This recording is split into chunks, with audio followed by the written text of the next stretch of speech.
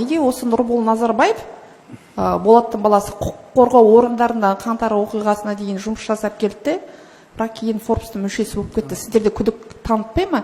Неге бүгінгі күнге дейін соны тексермей отырсыздар? Жоқ, бұл тақырыптан ауытқу емес, бұл осы декларацияға сіздер жоқ, сіз дұрыс айтып тұрған жоқсыз. Бүгінгі күнге тұра тұрыңыз. Бұл біздің қазақстандық азаматтарға бәрімізге керек ақпараттар, журналистерге.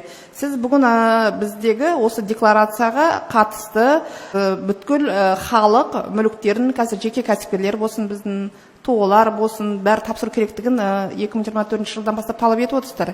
2021 жылдан бастап жаңа айтып кеткен тұлғалар бойынша бүгін күнге енді бүткіл елде күдік танытып отыр ғой. Осыларды сіз Нұрбол Назарбаевтың мүлкі туралы күдік танытпай ма сіздерге?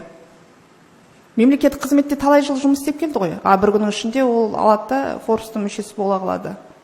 Қашан тексересіздер осыны?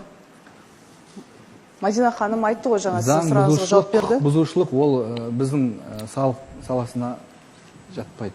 Айтып отырмын ғой сізге. Оны құқық қорғау органдары жүргізеді.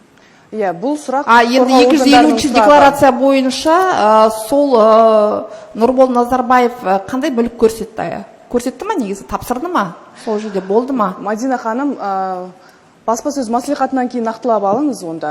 Жоқ, енді осы жеке тұлға болса, осы ол кісі мемлекеттік қызметкерлер, Назарбаевтың отбасыларына жақын адамдар. Енді біз талап етпегенде кім талап етеді осыны? Біз бүгінгі дейін осыған жауап таба алмай келе жатырмыз. Мадина ханым, біз ешкімді білмейміз, кім қандай адам екен.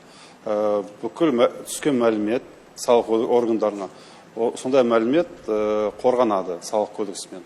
Ондай мәлімет біз жариялай алмаймыз.